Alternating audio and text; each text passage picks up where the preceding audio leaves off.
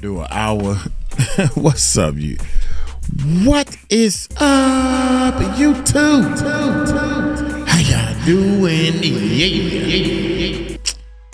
Dude, I wish it was two of me. I do an hour of at least doing some reactions. Then I do an hour of trying to set up this computer because apparently all the stuff that I want to use has changed. I done paid for this, man. I can't even get in touch with nobody. No 1-800 number. I'm like, dude, whatever happened to customer service, man? Puffy done messed everything up for everybody, man. I done called. I'm done, man. I'm done with that. So whatever we got working is what we're going to use anyway. But I got a lot of sounds and stuff I want to use on that Native Instruments. Native Instruments suck, y'all. Anyway, especially customer service suck. Hey, exercise. Hey, become a patron. Y'all patrons, man. Y'all showing off. Appreciate y'all, man. They done checked out Uncle Mike playing the drums on the Patreon. I think I made that open to the public, I think. Anyway, check this out. Diddy's family visit him in prison. What he told them left everyone speechless.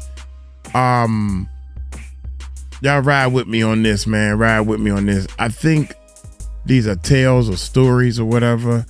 But it's interesting, man. I thought it was getting kind of wild, man. To sit down and get yourself some popcorn, and I might have to take a break in between this joint, man. I got a splitting headache because I've been on the phone with customer service with about 5 or 6 people.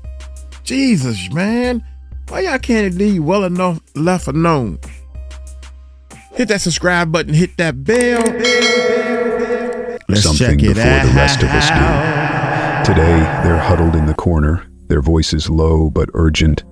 I catch bits of it as I pass by. He's got someone coming today, family. Nah, you serious? Thought he was cut off. Bet you 5. Wait a minute, y'all. Let's go from the tippy top. Hey there, viewers. Imagine sitting across from a family member and they hit you with something that changes how you see them forever. Let me know in the comments if that has ever happened to you. Because today, during a rare prison visit, Diddy told his family something so shocking, no one in that room could believe it. Let's get into it. Shadows in the waiting room. I've worked in this place long enough to know when the walls start to close in on a man. It's not just the clatter of keys or the slamming doors that do it. It's the stillness in between, that humming, buzzing kind of quiet where you can hear the building breathe. I clocked in early today, took the back corridor past rec, figured I'd rather keep my distance from the morning chaos. This place, Brooklyn MDC, is always chaos, but some days it feels heavy, like today. The overhead lights flicker more than usual. Nobody's been able to get maintenance in fast enough, not with half the staff stretched thin and the other half not giving a damn. So it's this pale, sick kind of light that makes everything and everyone look a little gray, a little drained, concrete walls sweating moisture, metal bars cold to the touch. Smells like bleach and old sweat. Smells like time stopped moving a long while ago. I do my rounds slow, taking the long way past the common areas. Inmates shuffle around, some louder than others, some with that hollow-eyed stare. Most keep their heads down, not much reason to stick your neck out around here. But there's always that group, you know the type. The ones who know something before the rest of us do. Today, they're huddled in the corner, their voices low but urgent. I catch bits of it as I pass by. He's got someone coming today, family. Nah, you serious? Thought he was cut off. Bet you 5 he don't even look him in the eye. One guy laughs, a sharp, humorless sound. Man's got nothing left. Bet he breaks. They don't say his name, not outright. They don't have to. Everyone knows who they're talking about. Diddy. Sean Combs, Puffy, whatever name he's carried over the years. In here, he's not much more than another body waiting out the hours, blending into the hum of the place. But he's also not. Some folks walk in with the kind of shadow that stretches longer than the corridors, and his is one of them. I've watched him these past few weeks, kept my eyes sharp, because when a man's fallen from that high, the cracks show sooner or later. He don't talk much, keeps to himself mostly. Limp's gotten worse, knee looks stiff like he's dragging it behind him. Word's been floating around, he had surgeries before, maybe old injuries catching up, maybe something worse. Some even whispered about more serious things, like maybe he's sick. Real sick, stuff you don't want to believe but spreads fast in a place like this. One of the younger guards, Thompson, leaned over to me during meal watch yesterday, nodding toward Diddy's table. "Look at him," he muttered, "hair's grayer every day." "You hear what they're saying?" I pretended not to, let him keep talking. "They're saying he's got something bad, like HIV bad." It was half a whisper, half a dare. Thompson's the kind who likes stirring the pot, getting reactions. I shrugged, kept my eyes forward. This place eats rumors for breakfast. Whether it's true or not, doesn't matter. It's what people believe that moves the needle. What's real, though, is this. The man's a shadow of what he walked in as, thinner, slower, doesn't meet anyone's eyes unless he has to, and today the air feels heavier around his name. Word about the family visit's been circling all morning. We're not told specifics, who's coming or what it's about. That's way above our pay grade, but everybody knows something's happening. I head toward the waiting area posted there today for the visit.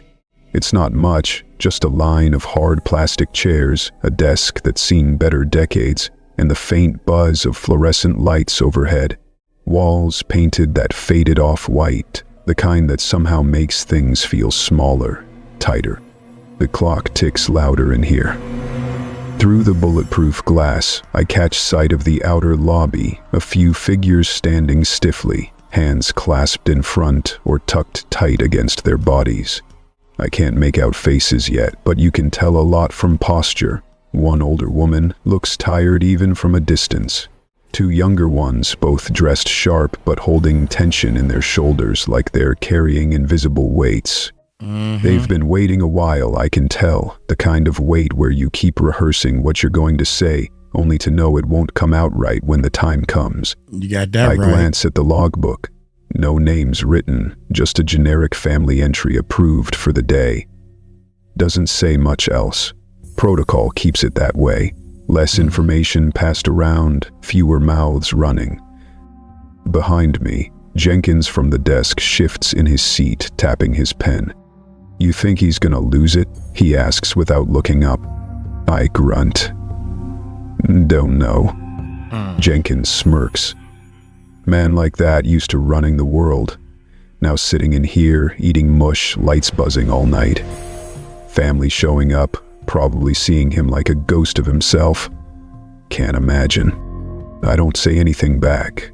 I've seen it too many times. The ones who crumble the minute someone from the outside looks at them different. It's not the time inside that breaks you. It's seeing your reflection in somebody else's eyes and not recognizing yourself. The door buzzes. The visitors step through, one by one. Security's tight. Searches, checks, the whole drill. But they move through it quietly, like they've done this before. Or maybe just want to get it over with. I watch their faces as they enter the waiting area. Eyes scanning, not looking at anyone in particular, avoiding contact. They sit down stiffly, hands folded in laps. None of them talk, just silence hanging heavy between them, the kind that fills a room like water, pressing in. For a moment, everything feels slowed down, like the air's thicker. I catch a glimpse of something in one of the younger women's eyes, a flash of something sharp, maybe anger, maybe sadness, hard to tell. They don't look up when another family across the room talks loudly, their voices bouncing off the walls. They're in their own bubble, tightly sealed. I keep glancing at the door, knowing Diddy's about to be brought in. The other guards have been talking all shift about how this'll go down. Will he play it cool, fall apart, beg? It's all speculation, the kind of thing people use to kill time, make bets. But me, I don't bet on people like him. There's something about watching someone strip down to nothing, no entourage, no cameras, no headlines, that tells you who they really are. And I've got a feeling whatever happens in this room today, it's not something anyone's gonna forget. The door at the far end creaks open. I don't move, just watch. His footsteps sound slower than I expected, heavy, dragging just slightly. His shoulders look narrower than they used to, jacket hanging loose, gray in his beard catching under the harsh lights. He doesn't scan the room like he's sizing it up, doesn't puff up or play it big. His eyes are set straight ahead, and the moment he sees them, his family, there's this flicker not quite visible unless you're really looking. They don't rush up. No smiles, no tears, just quiet tension stretching between them like a wire ready to snap. I keep my face neutral, standing back, but inside I feel it. That press of silence, the kind that says more than words ever could. Something's about to happen. You can feel it in the walls. Chapter 2. The Man Behind the Glass. He moves through the corridor like a shadow that forgot how to cast itself. The lights overhead flicker, washing out color, turning everything pale and flat, and in that dimness, his figure doesn't look like the man from the glossy magazine covers or the endless red carpet photos. No, the man walking the halls now is something else entirely. Shoulders slightly hunched, steps uneven, left leg dragging just a fraction slower than the right. The soft scrape of his shoe against the concrete floor is rhythmic, almost hypnotic, and if you weren't paying attention, you might think it was the sound of the building settling into itself. There's a mirror in the corner of his cell, bolted to the wall, scratched so bad you can't get a clear look at yourself if you try. But it doesn't stop him from pausing in front of it each day. Same time, same ritual. The reflection staring back at him doesn't look like the man who once commanded boardrooms, stage lights, entourages. His face has thinned out, cheekbones cutting sharper beneath skin that looks like it's stretched too tight. Stubble creeping along his jaw isn't dark anymore. The gray has taken over, spreading like frost. The eyes, those are the hardest part. There's nothing left behind them. No flash, no spark. Just two hollows where once you might have found ambition, control, maybe even arrogance. No one speaks when he walks past now, not unless they want to whisper. Inmates used to crowd near the doors trying to get a word in, maybe a favor, maybe just to see if the rumors about him were true. But now they fall quiet, watchful, some with smirks pulling at their lips, others with something close to awe, like he's turned into a ghost story walking on two legs. There's been talk, like there always is. Some say he's got something wrong with him, something serious, something crawling under his skin that's got him losing weight, hair graying faster than it should. Others think it's just the inside of this place chewing him up, the noise, the isolation, the fact that no amount of money or fame can stretch past these concrete walls. Guards keep their distance too, not out of fear, it's something else. They'll joke to each other, sure, laugh about how he used to have private jets and now can't even get a decent night's sleep. But there's an edge to it, thin and sharp, a kind of respect that comes not from who he was out there, but from the way he's handling being nothing in here. Because that's what happens to everyone, eventually. The noise stops, the calls stop, the people stop showing up. And you're left with the silence, louder than anything else. Thompson had something to say about it again this morning, always does. "Man walks like a ghost," he muttered, leaning up against the mess hall door as we watched the line shuffle through. Don't eat half his tray, doesn't talk, barely even blinks. Jenkins chimed in, shaking his head. He's buying his time, waiting on whatever's next. You see his knee today? Looks like it's about to give out. I didn't respond. Didn't need to. Everyone's got their own theories, their own running commentary. They can't help themselves. It's easier to make guesses than to admit no one really knows what's going on inside a man's head when everything's stripped away. They say he barely says a word to anyone, not to the lawyers when they visit, not to the guards doing rounds. The silence is wrapped around him tight now, like a second skin. He used to stand straighter when he first arrived, kept his chin up, eyes sharp, movements careful but purposeful. You could almost see him calculating the room, adjusting to it, waiting for a way to bend it to him. But not anymore.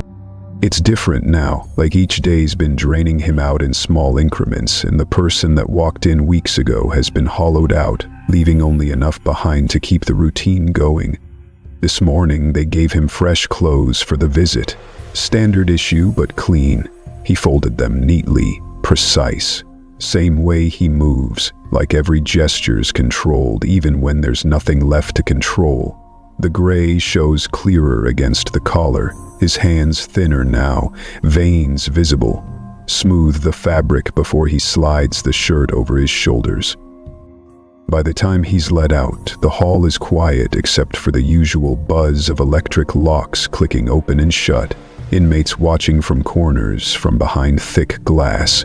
Some exchange glances, some whisper, some just stare. Maybe they're waiting to see if today's the day he stumbles, or snaps, or speaks. But he keeps his head straight, doesn't look left or right. There's something about the way he moves that sticks with you long after he's passed by. Not hurried, not slouched, just steady, mechanical, like a clock ticking down seconds towards something none of us can see yet. As he reaches the end of the corridor, past the cells and the low hum of conversations behind bars, the visitation area looms ahead. Cold, sterile, with plastic chairs bolted to the floor and a wall of thick glass cutting the room clean in half. Everything in there feels too bright, too harsh under the buzzing overhead lights. He pauses at the threshold just briefly, almost like he's bracing himself. Behind that glass, the visitors are already seated. I can see them from where I stand off to the side, silent, hands folded, eyes trained ahead but unfocused. No names given, no introductions made, just family written on the sheet. Doesn't matter who they are exactly, the weight in their shoulders says enough. It's not hard to see how much of him they're not recognizing anymore. He steps forward, measured, every step landing a little heavier than the last. The door swings closed behind him with a hollow thud, and for a long moment, nothing moves. Nothing breathes. Just him on one side, them on the other, the glass in between reflecting both back at each other like a distorted mirror. No words pass between them yet. Maybe they're stuck somewhere between what was and what's left. Maybe they're wondering what he's going to say, or maybe they already know. From where I stand, watching it all unfold, it's hard not to feel like I'm witnessing something slow motion unravel. A man who once walked through cameras flashing, crowds parting, deals closing, now just another figure behind the glass, stripped bare under the sterile lights. And whatever's about to pass between him and them, whatever's been held back all this time, you can feel it pressing against the silence, waiting. Chapter 3. The visitors arrive. It always starts the same way this part of the day. A steady trickle of bodies filtering through the outer doors. Cold air rushing in from the street every time the locks click open. You can feel it before you see it. A slight shift in the atmosphere, like the building itself stiffens in anticipation. I've worked the visitor processing station long enough to know the rhythm by heart. Same hollow greetings, same rustle of coats being peeled off, same expressions painted across the faces, nervous, worn, hopeful, sometimes stone-faced. But today's different. You can tell by the way the officers stand a little straighter near the entrance, their eyes flicking toward the clock more often. Whispers pass between them like static. Everybody knows someone important's coming, though the details, as usual, are kept vague. Visitors logged in under family, no names listed, no unnecessary specifics, just enough information to keep things moving and mouths shut. Still, you hear things. Rumors leak through the cracks faster than the cold does. I keep my post behind the check-in desk, clipboard balanced in my lap, scanning IDs like I've done 1,000 times before. The fluorescent lights overhead hum steady, casting a sterile, yellowed glow across the metal benches and faded linoleum tiles. Everything feels harder in here, the chairs, the air, the way time stretches thin. The first thing I notice about them is how quiet they are. They step through the metal detector one by one, each movement precise, practiced. No fumbling with belts or pockets. No unnecessary words exchanged, just a nod here, a glance there, as if they've been through the motions before or spent enough time preparing for how it would feel. There's an older woman first, thin frame, coat hanging loose around her shoulders. She keeps her hands clutched tight in front of her, fingers twisting slightly, eyes downcast but scanning, like she's trying not to take in too much at once. Behind her, 2 younger women follow close, well-dressed, put together, but you can see it in the way their jaws are set, the tension stretched across their faces like glass about to crack. They don't speak to each other, not even in whispers, not even to comment on the security pat-downs or the guards barking instructions. Their eyes stay forward, focused on the path ahead, deliberately avoiding the curious glances from the other visitors seated in the waiting area. That's where it becomes clearer how different they are from the usual crowd. Most visitors have a certain restlessness about them, shifting in their seats, murmuring under their breath, kids fidgeting at their sides. Some carry plastic bags with commissary items, letters, photos folded tight. There's a routine to it all, rehearsed apologies, hopeful promises, nervous laughs. But not these 3. They sit rigid, hands neatly folded, backs straight, no clutter, no chatter, just silence that fills up the space around them like a wall. From where I sit, I can feel the ripple moving through the room. Whispers starting near the door, making their way down the row of benches, subtle but steady. Is that them? Yeah, came all the way here for him. Wonder what they're gonna say to him after all this. It's not hard to piece together who him is. The name floats unspoken but understood. Everyone's aware of who's sitting behind those walls today, waiting for a visit. And everyone's curious, even if they won't say it outright. You can't have a man like that in a place like this without people watching every move, waiting for cracks to show. The guards exchange glances too. I catch Thompson leaning near the entrance, arms folded, smirking slightly. Didn't think they'd show up, he mutters under his breath, eyes flicking toward the older woman. Guess family's family. Jenkins just shrugs, but he's watching too, same as the rest of us.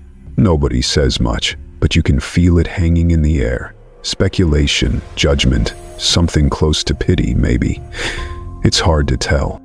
The process drags longer than usual. Extra security measures, extra scrutiny. Not that it's necessary, but protocols are followed to the letter today. Pat-downs more thorough, ID checks double verified, every item inspected twice before being cleared. I can see the older woman's lips press tight when the guard pulls apart her purse, carefully laying out every object on the table like pieces of evidence, nothing unusual. Keys, tissues, a worn wallet, but still, she watches every movement, waiting for it to be over. When they're finally cleared, they're led toward the inner waiting room. Their steps sound too loud against the floor, echoing off the concrete walls. They don't look at anyone else, and no one dares meet their eyes directly. I notice one of the younger women pause briefly at the edge of the room, her gaze flickering to the vending machines against the far wall, then back down to her folded hands. She shifts her weight, adjusting the sleeve of her coat, and for a moment, I wonder if she's fighting the urge to leave, to turn around and walk right back out into the cold, where at least the silence belongs to you. But she does. They sit down in the corner, away from the other visitors. There's a mother 2 rows over trying to keep her kid quiet, A man in a worn jacket nervously rubbing his palms together. A middle-aged woman clutching a photo between her fingers. All of them steal glances toward the three sitting so still, wondering what they're here for, what's about to be said, but none of them will ask. You don't ask things like that in here. I hear snippets, small, sharp-edged sentences passed between visitors. That's his mother, right? Don't look like she's doing too good. Wonder what they think about everything he's in for. Another guard passes by, clipboard tucked under his arm. Doesn't bother hiding the way his eyes linger. Everyone's waiting to see if they'll break the silence, if one of them will lean over and whisper something, show some crack in the calm they're holding on to. But they don't. Minutes drag by like hours. The clock ticks slow, the buzz from the lights overhead gnawing at the edges of the room. I shift in my seat, glance back at the entrance, knowing it won't be long now before he's brought in. But the tension builds heavier with every second. You can feel it pressing down, making the air feel thick enough to choke on. What are they here for? That's the question sitting heavy in the room, even if no one says it out loud. Are they delivering news, demanding answers, offering support, or cutting ties? You can't tell by looking at them. They give nothing away. Wow. The sound of boots approaching pulls everyone's attention to the hallway. The door creaks open, one of the guards motioning them to stand. They rise slowly, smoothing out their clothes, their faces unreadable. They don't look back as they're led through the secure doorway, toward the visitation room. The door swings shut behind them, sealing off the space like a vault. And just like that, the waiting room returns to its usual rhythm. The vending machines humming, the low murmur of other visitors, the sound of the clock ticking, counting down whatever conversation's about to take place behind that thick pane of glass. Everyone's still watching, though. Wait, Chapter 4. Face to Face. The door to the visitation room seals behind them with a weighty thud, as though it's locking not just the bodies inside, but something intangible, something heavier, less visible, something neither side wants to acknowledge. The air inside feels thinner, drier, stale, despite the hum of the overhead vents. Fluorescent lights buzz faintly, casting shadows that pool in the corners, making everything appear slightly off color, like a poorly tuned television screen. The room itself is stripped bare. No decoration, no warmth, just the long slab of shatterproof glass dividing one side from the other, a few fixed plastic chairs bolted down, and the faint echo of shuffling footsteps bleeding in from somewhere down the corridor. They move to sit first, the three of them, settling into their places without a word, without even glancing at each other. The older woman lowers herself slowly into her chair, careful, deliberate, her fingers gripping the edge of the metal table as though steadying herself. The younger women follow, their movements sharp, precise, posture stiff. There's something rehearsed about the way they carry themselves, like they've mapped out every gesture in advance, determined not to let anything slip that they don't intend. And then the far door opens. It's not loud, but the shift in atmosphere is immediate. The faint murmur of distant conversations, the steady hum of electric locks, all seem to fade out at once as the man steps inside. He looks thinner than they expected. The room does him no favors, the stark overhead light catching every hollow in his cheeks, every shadow beneath his eyes. His shoulders are narrower now, jacket hanging too loose. The gray in his hair has overtaken whatever color once clung there, spreading like frost, dull and unkempt. His gait is careful, deliberate, as though each step is measured to hide how uneven it really is. A faint limp drags behind him, barely noticeable unless you're watching closely, but enough to mark that something's changed, something's given out, whether from time, stress, or something deeper that nobody has said aloud yet. The family doesn't move at first. Their eyes track him silently as he lowers himself into the chair opposite them. There's no glass barrier between them, not in this section. It's a non-contact visit, but supervised. The presence of guards felt more than seen, stationed just outside the room, Still, there's an invisible wall between the four of them, thicker than any pain could have been. A silence that stretches thin, taut, brittle. He looks at them, face impassive, eyes unreadable. They look back, each with their own version of restraint. The older woman's expression is softer, but lined, exhaustion pulled tight around her mouth and brow. Her hands tremble faintly as she folds them in her lap. The younger women hold themselves with practiced control, one with her jaw clenched slightly, the other's fingers tapping silently against the edge of the table, rhythmic, almost imperceptible. Nobody speaks first. The seconds drag, their weight gathering in the room like dust settling on unused furniture. There's something jarring about the stillness, how out of place it feels after the noise outside. The process of security checks, whispered gossip, all falling away until nothing remains but this. 4 figures seated opposite, locked in a standoff without weapons, only history hanging heavy between them. Finally, he clears his throat. "You all right?"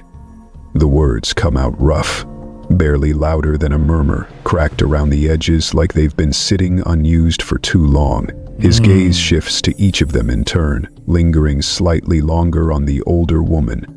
She nods, small, tight, as though speaking might unravel something. She opens her mouth, hesitates, then closes it again, her eyes softening for a split second before her lips press together. The younger of the 2 women leans forward slightly, hands folded neatly on the table's edge. She studies him, eyes sharp, measuring. "You look," she starts, voice low but steady, leaving the sentence unfinished.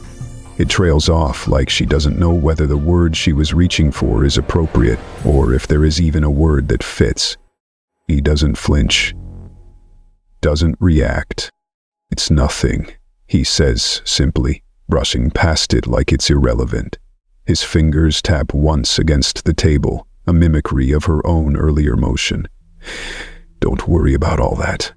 They don't push him, not right away, but the weight in the room shifts slightly, thickening, as though there's something unspoken clinging to the walls, hovering just out of reach. The older woman shifts in her chair, adjusting her coat around her shoulders. She glances at the guards stationed near the door, then back at him, her mouth opening like she might finally ask what's already written all over her face, about his health, about how he's really holding up. But instead she just swallows the question, lets it sit there between them like an unanswered phone ringing in another room. It's one of the younger women who breaks the silence next, voice quieter this time, tone clipped. "What's happening with everything?" She doesn't say the word court. Doesn't have to. For a moment, he doesn't respond, just leans back slightly, the chair creaking faintly beneath his weight. His eyes drop to the table, studying the scratched surface, then flicker back up. "Same as before," he says, shrugging one shoulder like it's nothing, like there aren't headlines swirling outside these walls or lawyers cycling in and out of his case like a revolving door. "Don't worry about that either." They exchange brief glances, something sharp passing between them, too quick to catch entirely. He notices it, doesn't comment. The minutes stretch, again, elastic, pulling thin but never quite breaking. Every small movement feels magnified.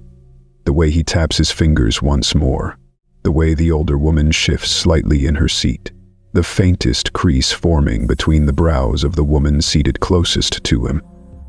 A guard clears his throat from near the door, the sound echoing faintly. He leans forward then, resting his elbows on the table, hands folded. His voice lowers, words soft but deliberate. "Look," he starts, and whatever expression flickered in his eyes before is gone now, replaced with something flat, unreadable. "I know it ain't easy. Ain't been easy."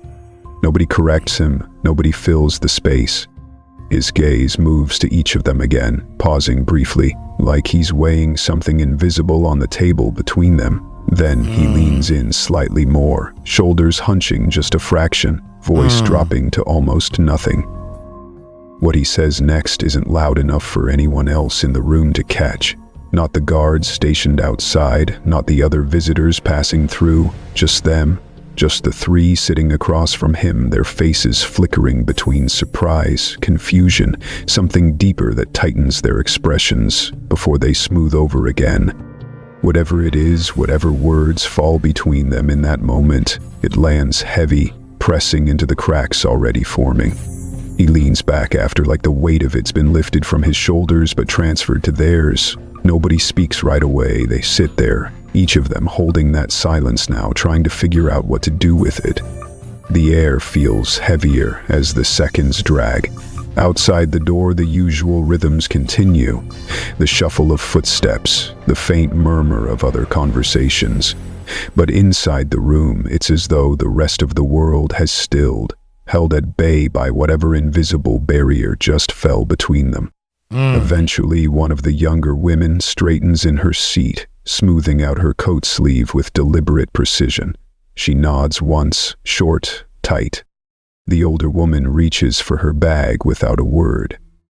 They don't linger when the guard steps forward to signal the end of their time. No parting words, no hugs or reassurances, just three figures standing in unison, shoulders squared, masks slipped back into place. He stays seated as they move toward the door, watching them without expression. And when the door closes behind them, it's like the air thins out again, leaving only the faint hum of the lights and the hollow echo of things left unsaid. Chapter 5. The rumor mill turns. The thing about a place like this is the walls have a way of stretching stories. You could whisper a sentence in one corner, and by the time it echoes down the corridors, through mess hall chatter, past the laundry rooms and back up to rec, it'll come back to you twice as long, twice as sharp, and nowhere close to how it started. That's the way it's always been here at MDC 23. Truth doesn't stand a chance once the rumor mill starts grinding. It didn't take long after the family visit for the first whispers to begin. Barely a few hours had passed since he'd walked back down the corridor. Same slow steps, same hollowed-out stare, before the inmates started piecing together their own versions of what had gone down. Nobody outside that room heard a word, but that didn't stop anyone from deciding they knew exactly what was said. I was standing near the east block when it started, listening without trying to listen, leaning up against the wall while the guys from Unit B swapped stories over the low hum of the vent fans. There's a regular group that sticks together during rec, always the same faces. Jermaine, Big T, Dorsey, all of them lifers or damn close to it. They've got nothing but time, and they use it the same way others might gamble with cigarettes or commissary snacks. They trade in gossip. Jermaine was the first to bring it up, voice low but sharp, glancing over his shoulder every so often, like he didn't want it to look like he cared too much. "Swear to God," he muttered, picking at his thumbnail. "I heard he told him to cut him off, said straight out, 'Don't come back. Don't wait around.'" Dorsey leaned in, eyebrows arched. "What, like disowning himself?" "Nah, man, no way. He ain't built like that." Jermaine shrugged, but you could see it in his eyes. He believed it, or at least wanted to believe it. There's something satisfying about picturing a man like that, once untouchable, untouchably rich, sitting there telling his family to leave him behind, admitting it's over. Big T wasn't having it though. He cracked a grin, shaking his head. "Bet money it's not that." Bet he slipped him something, a number, told him where to move the stash before the feds get it. The others laughed, not because it was funny, but because it was easy. Easy to imagine someone like Diddy still pulling strings, still playing the game even with his hands tied behind bars. Every man in here knows the system's got more loopholes than they can count, and someone like him's more likely than most to find one. Yep. It didn't matter that no one actually knew. Didn't matter that the guards weren't talking, that the official story was tight, that the family left without a word. None of that ever stops the machine from running. By the end of the day, I heard at least 5 different versions floating down the corridors. One said he told his mother goodbye for good, that he's not making it to trial. Another said he's planning something, suicide, escape, no one could decide which. And the family came to talk him out of it. Someone even swore up and down he confessed to something, that the whole visit was him unburdening a secret none of us could even guess at. You'd think people would be more careful, but that's the thing about this place. It's hungry. It feeds off these stories because there's nothing else to pass the time, nothing else to make the hours bearable, especially when it's someone like him at the center of it all. Doesn't matter how long you've been in, everyone's still half fascinated, half repulsed by the idea of a man with that much, brought down to nothing. Even the guards couldn't keep their mouths shut. I caught Jenkins at the desk later that night, leaning over toward Thompson like he was trying to keep it casual, but his voice carried. "Swear to God, man," Jenkins was saying, lowering his voice to a conspiratorial murmur. "I heard from one of the guys on shift that he's losing it. Told the girls not to come back. Said something about not making it to sentencing." Thompson grunted, flipping through his logbook without looking up. "Yeah? What else is new? Everybody cracks eventually." But there was something in the way he said it. Less sure, maybe. Like he didn't quite know if he believed it this time. It didn't stop there either. By the next morning, the whole place was buzzing. One of the younger inmates, a loudmouth named Carter, who's always claiming he's got an ear to everything, swore blind that he overheard something while mopping near admin. "Man's sick," Carter said confidently over breakfast trays, voice just loud enough to carry. "Not just bad knees, serious sick. You hear how gray he's gone? And the weight? Bet he's not making it to trial at all." Some of the others rolled their eyes, but enough people leaned in to listen that you could feel it gaining traction. It's not like anyone had concrete proof, but in here proof's never been the currency. It's belief. It's the version of the story that feels the most dangerous, the most satisfying. And that's when the comparison started, the older guys bringing up names, reminding everyone of the ones who came before. "Remember when they brought that baseball guy in here?" Jermaine said later, wiping down one of the tables in the mess hall. "Big name, real clean image, until he wasn't. Walked the halls like he still owned something right up until the day he folded." Another chimed in, nodding. "Or that politician couple years back. Same deal. Suits, smiles, all of it. Didn't last." The stories circle like vultures, picking apart every detail, every scrap of behavior. Doesn't matter who you were outside these walls, in here, the past don't mean much. It's all about how you hold up when there's no one left watching. But the thing about Diddy is, he's still being watched. Every step, every word, every silence. And the fact that nobody knows what exactly passed between him and his family during that visit, that makes it worse. People fill in the blanks, each version darker than the last. I caught snippets everywhere over the next few days. Some saying he was planning to flip, maybe make a deal no one saw coming. Others convinced he's cutting ties, severing everything before it collapses. One guy even claimed, though no one quite believed him, that Diddy's been talking to someone in solitary, sending out messages through the guards. It didn't help when he stopped showing up for rec that week.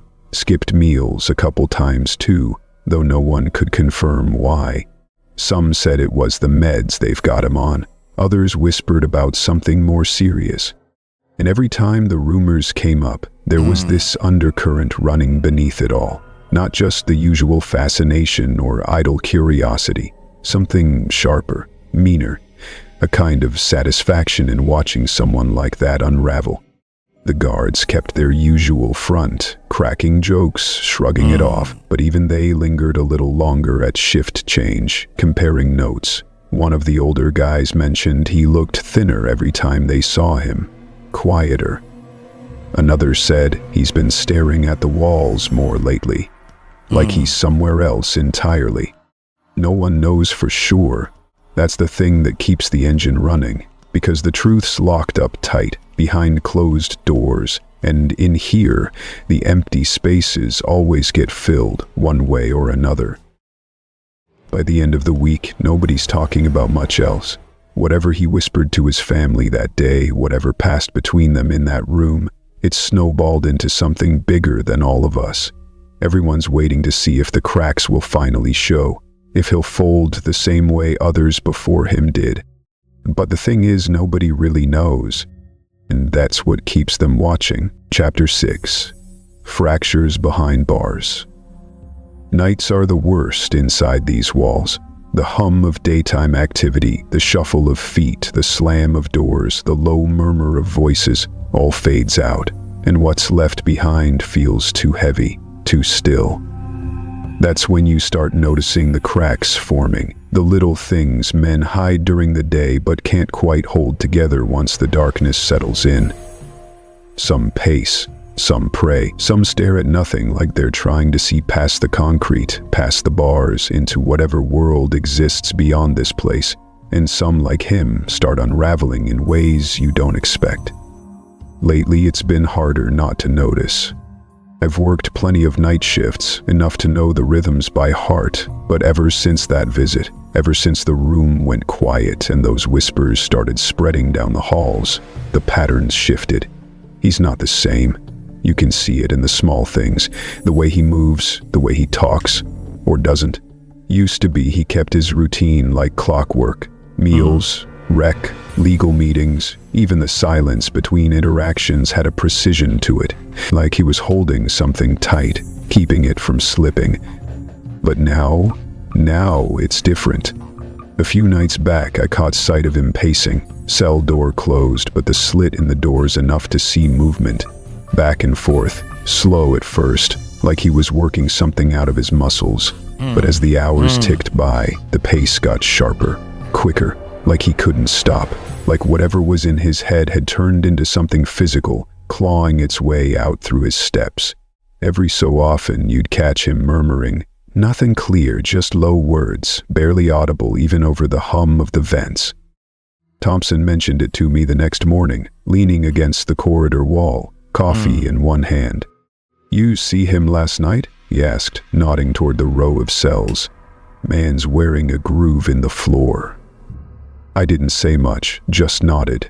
He kept going, lowering his voice. "Swear I heard him talking to himself, can't make out what he's saying, same thing over and over." There's a weight behind the words, one Thompson's not saying outright but doesn't have to. We've both seen men start to splinter like that. Sometimes it happens quick, sometimes slow, but the signs are always there, if you're paying attention. Then there's the other thing, the medical staff. Normally you get the same crew coming in, nurses checking vitals, maybe a doc once a week for standard stuff. But the past couple days there's been a different team, not the usual faces. No introductions, they come in quiet, don't linger, heads down. Unmarked scrubs, no visible IDs, just move through like they're trying not to leave a footprint. Jenkins spotted them first, muttered something about how it wasn't standard, said he heard one of them asking for restricted access down in admin. Didn't say why, nobody knew why, but it was enough to get people talking. Didn't help that they made a stop by his block. Didn't help when word got around that he skipped lunch the same day. The rumors had already been swirling, ever since his family left without looking back, ever since Carter started running his mouth in the mess hall about health issues, weight loss, all that. But seeing a fresh team of medical staff moving through without explanation, that poured gasoline on the fire. Guys in rec whispering about how maybe it's worse than anyone thought. Maybe something's catching up with him. Some said it outright, HIV. Others speculated cancer. Nobody had facts, but facts aren't the currency here. It's perception. And right now, perception's eating him alive. The thing is, it's not just the inmates fueling it. Even the guards have started noticing how thin he looks, how he walks slower, the limp more pronounced. Jenkins joked the other day, dark humor, the kind that covers discomfort, that maybe the man's got more ghosts trailing him now than anyone can count. Thompson added something about how the ones who come in used to power always break the hardest. I didn't laugh. It's not funny watching a man come undone. And then the lawyer visit got canceled. Normally he meets with them twice a week, regular as anything. We process them through, same faces, same briefcases, same tight expressions. But this time, nothing. No explanation. Word came down that it was called off last minute. No new appointment set. Just radio silence that sent its own shockwave through the place. Inmates started whispering about deals falling apart. Guards speculating maybe the defense is scrambling. Someone even suggested maybe he told them not to bother anymore. I caught Thompson muttering about how he's seen this before. High-profile guys thinking they can control everything, right up until the floor drops out beneath them. "You remember Lenny, right?" Thompson asked me later that shift, leaning against the break room wall. I nodded. Everyone remembers Lenny. Same deal. Came in all chest-puffed, lawyers lined up like bodyguards. Thought he'd charm his way out. Then, a month in, snap. Skipped meetings, wouldn't eat. Ended up in the infirmary before the trial even started. He paused, glanced toward the corridor. "Looks familiar, don't it?" I didn't answer, just stared down at the table, letting the hum of the vending machine fill the silence. It's the pattern that gets to you. You see enough men walk in here thinking they're untouchable, thinking they can outlast whatever's pressing down on them. Some hold up longer than others, some crack early, but there's always that moment, small, subtle, where you see the shift. The routine breaks, the mask slips, and then it's a matter of waiting. The past few nights, I've caught him sitting on the edge of his bunk long after lights out. Doesn't move much. Just sits there, staring at the far wall like there's something on it only he can see. Sometimes, his lips move, but no sound carries. Other times, he stays perfectly still, hands folded, shoulders tight. Meals go untouched more often than not now. He shows up for head count, walks the corridors, but the energy's gone. Whatever kept him upright before has thinned out, stretched too far. The other inmates notice, though they don't say much to his face. They just watch, get out of there. Quiet, that's what it is. Waiting. And the thing is, it's not just the physical. There's something in his eyes now, vacant, detached. Like whatever tethered him to the outside world snapped somewhere along the way, and now he's floating, trying to figure out how to land. Yesterday, word came down about an emergency court motion. Some paperwork shuffled through faster than usual. Nobody knows the details yet, but it's enough to stir things up. Enough to have Jenkins speculating whether his family's coming back, whether this is the end game playing out faster than anyone expected. Facts. I stood at my post later that night, staring down the dim corridor, the sound of distant murmurs bouncing off the concrete walls. And I couldn't shake the feeling, the sense that whatever's holding him together is splintering, piece by piece. You see enough men fall apart in here and you start to recognize the sound of something breaking before it hits the floor. Chapter 7, The Whisper Revenge. The first time I heard it, I didn't believe it. Not really. Not the way it was told to me, like some piece of throwaway gossip filtering down through the ranks. A passing comment in a hallway, slipped between heavier conversations about motions, filings, defense strategies. That's how things usually come to me. Half-finished sentences, whispered under breath, the connective tissue never quite in place. But even then, something about this particular piece stuck. It came from one of the clerks, a guy who's been around long enough to know the difference between baseless rumor and something that actually matters. He caught me outside one of the smaller courtrooms, papers stacked under his arm, voice pitched low even though nobody was hovering nearby. I could tell by the way he glanced around first, like he wasn't sure if he should even be saying it aloud. "You hear what he told his people?" he asked. No preamble, no small talk. I shook my head, expecting something trivial, maybe another round of speculation about his health, or some nonsense about a plea deal in the works. But then the clerk leaned in slightly, lowering his voice even further. Word is, he told him to cut ties. Publicly, completely. Said to let everything fall, let it all burn. Didn't want them sticking around for whatever comes next. He didn't elaborate. Didn't have to. I stood there for a few seconds after he walked away, pretending to focus on the stack of papers I was holding, but the words replayed over and over, looping like static in the back of my mind. Told them to walk away. That was the kind of thing you don't expect from someone like him. Especially not now, not after everything already stripped away, the walls closing in. Most men in his position would cling to whatever's left. Family, reputation, the thin veneer of loyalty that maybe still exists outside those concrete walls. That's the script everyone expects. You hold onto whatever pieces you can, because the alternative is staring too long at the reality of how far you've fallen. But if it's true, if he really said that, then it shifts everything. I couldn't shake it, even days later, as I moved through the usual motions, drafting documents, sitting in on calls, passing updates between attorneys. I kept circling back to it, trying to parse out whether it was real or just another one of the dozens of half-truths floating around since this all started. Everyone's got a version of what's happening. Everyone's got their theories. Some of them make it to the papers. Some of them get traded like currency between legal teams, the media, people like me who operate somewhere in the middle. But this felt heavier. I started paying more attention after that, watching how the other attorneys carried themselves, how certain faces disappeared from meetings. There were fewer public statements being made, fewer appearances from people you used to see flanking him, standing by him in press shots. The kind of absence you don't notice at first, but once you do, it's glaring. Like chairs left empty at a table, conversations started but never finished. And then there was the silence from the family. No visits logged, no scheduled calls, no statements issued. It could have been coincidence. Could have been natural, everyone tired, burned out, trying to weather the storm from a distance. But combined with what I'd heard, it painted a different picture. That's when I started wondering why. Was it strategy?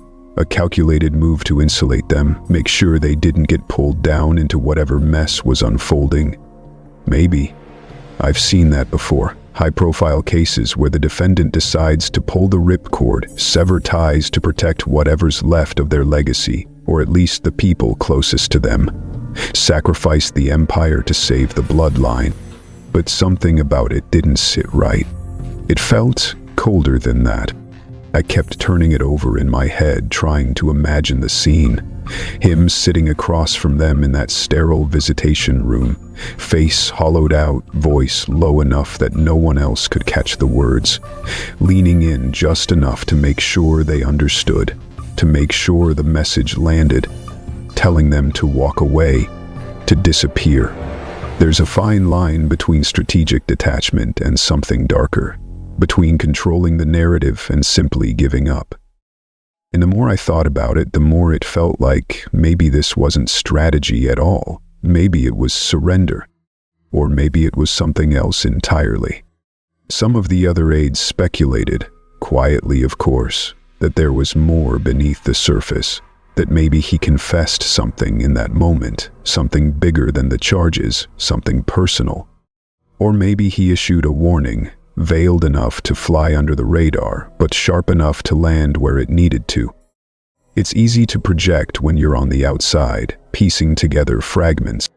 I found myself watching the news cycles differently after that, scanning for any hint, any mention of the family, checking public appearances, statements, even social media accounts, looking for signs, and every time I came up empty, it only added weight to the idea that they'd taken his advice or his order to heart. I kept wondering what it meant for the defense. His lawyers had been walking a tightrope from the start, trying to balance the crumbling empire with whatever slim chance they had left to salvage something, anything. Every connection severed made their job harder. Every silent relative, every absent ally chipped away at the image they'd spent months trying to preserve. Maybe that was the point. Maybe he knew there was nothing left worth preserving. The more I watched, the more I started seeing cracks everywhere. Meetings canceled last minute, phone calls cut short, legal documents missing signatures that once came without hesitation. Even conversations behind closed doors felt tense, clipped, like everyone was bracing for something inevitable, some final unraveling that no amount of legal maneuvering could stop. And still, no sign of them. No mother, no daughters, no distant relatives making statements on his behalf. Just silence. I couldn't decide if it was calculated or catastrophic, if he was pulling the strings even now from behind those bars, orchestrating his own collapse on his terms, or if the weight had finally become too much and this was the sound of someone letting go. Either way, the consequences rippled outward. His absence, their absence, the tightening noose of legal pressure, it all fed into the same narrative. One nobody could confirm, but everyone started to believe that maybe the man who once built empires was now content to watch it all crumble, piece by piece. I heard another whisper the other day from a paralegal passing by in the hallway. Said the next hearing might be pushed up sooner than expected. Said there's chatter that his team's pulling resources back, scaling down. Nobody knows for sure, of course. But I can't shake the feeling that whatever he said in that room, whatever words passed between him and the three people who used to stand beside him, no matter what, set something irreversible in motion. The silence speaks louder now than anything else, and it's starting to feel like the only thing left is watching how far it'll all fall. Chapter 8. No more visitors. There's a strange quiet that settles in once a man stops receiving visitors.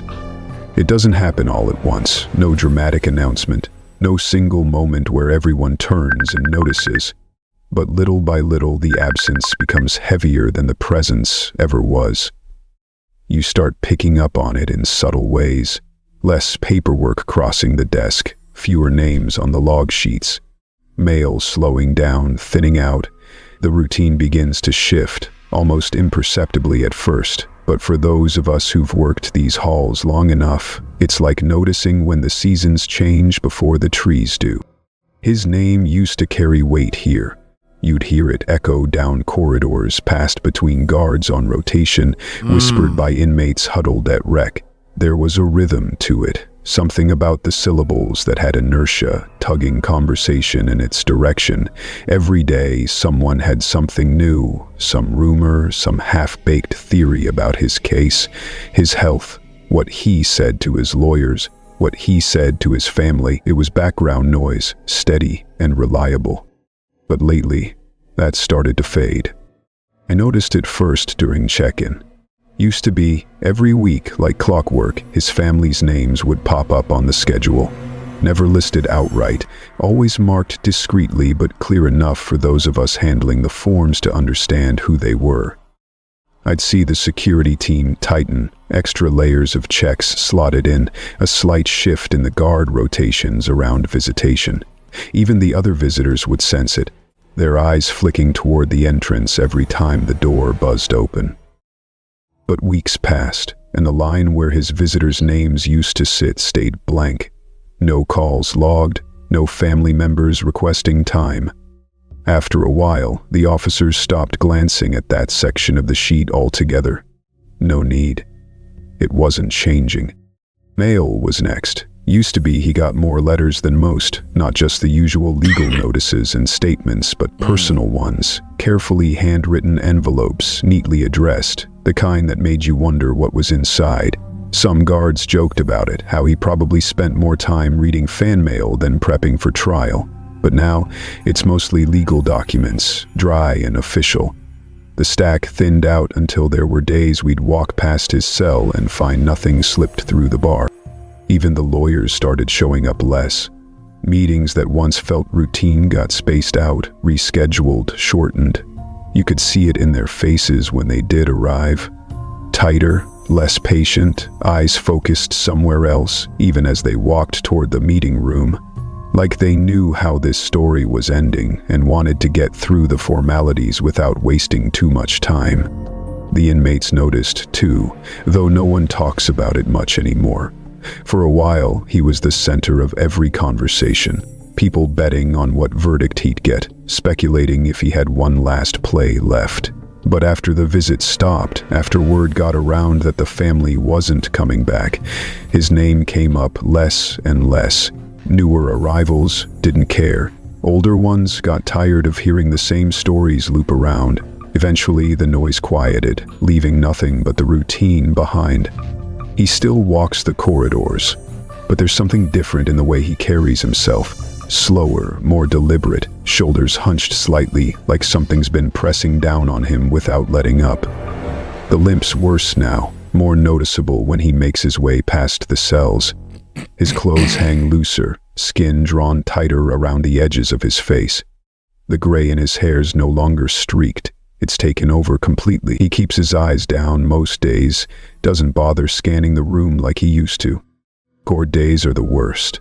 There's something about the way the facility changes pace when one of those big dates comes up. You can feel it in the air. Tighter schedules, more guards posted near exits, buzz of radio chatter picking up.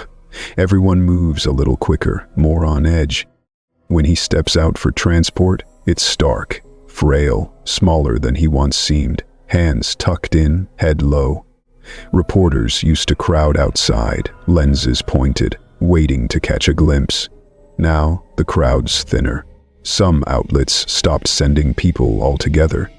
Other cases have taken over, new headlines pushing him further down the page. In the courtroom, he barely speaks, just sits there, eyes fixed ahead, voice low enough that the stenographer leans in each time he answers. No grand gestures, no statements. The spectacle's gone, just another man in a lineup of cases moving through the system, indistinguishable from the rest. Back at MDC, the staff talks less about him too. Used to be you couldn't walk past the break room without hearing his name thrown around. What he looked like that day, whether he seemed off, theories about his defense strategy. But now, when his file comes up, it's all procedural. No comments, no jokes, just initials checked, forms filed, schedules confirmed. I caught Jenkins the other day standing by the visitation board, updating the list. He paused for a second before wiping off the names that had been sitting next to Diddy's slot for months, untouched. Didn't say anything about it, just grabbed the eraser, cleared the space, moved on to the next. That's when it hit me. There wasn't even a conversation about it. No decision to be made. It was just another slot, another blank space on the board. He's not a name now, not a headline, not a figure people watch out of curiosity or fear, just another case file, moving its way through the process like all the others before it. But even so, there's something about the way he walks back to his cell at night that makes me wonder. Makes me pause just long enough to ask if maybe, just maybe, there's something still brewing beneath that silence. Some last move, some final unraveling we haven't seen yet. Because I've been in this place long enough to know, the ones who go quiet sometimes leave the biggest echoes behind. Wow. Man, dude. I thought Diddy's family visited him. The last I heard, the girls, the twins and the other daughter, didn't come to visit him or wasn't at the last court case. How about that? I don't know how often the family actually go and visit. And do they bring the little baby when they go to visit? Or how often does he get visitors other than the lawyers, you know? That's deep, man. That's why I'm allergic to jail. I am allergic to jail, dog. I can't go to jail. I'm sorry. Because of all this stuff they were saying, man, this is so long and so deep that no matter how tough and how bad you are, it gotta be days and days of you feeling low because you're in jail, dog. You can't. And you got years that got to wear on you. Imagine you got sentenced for 15 years or 20 years or 30 years and only 2 years went by. that got to mess with you, man. You mean I got 28 more years of this? Eating this crap? I can't even go.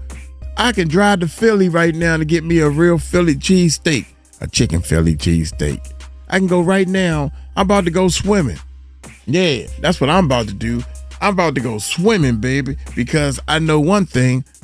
I needs my freedom, man. That's why I don't do nothing wrong. I stay away from negativity. So you can be negative all by yourself. Uncle Mike is going to go the other way and look for some positive people. You feel me? Because I don't want to get caught up with you getting caught up.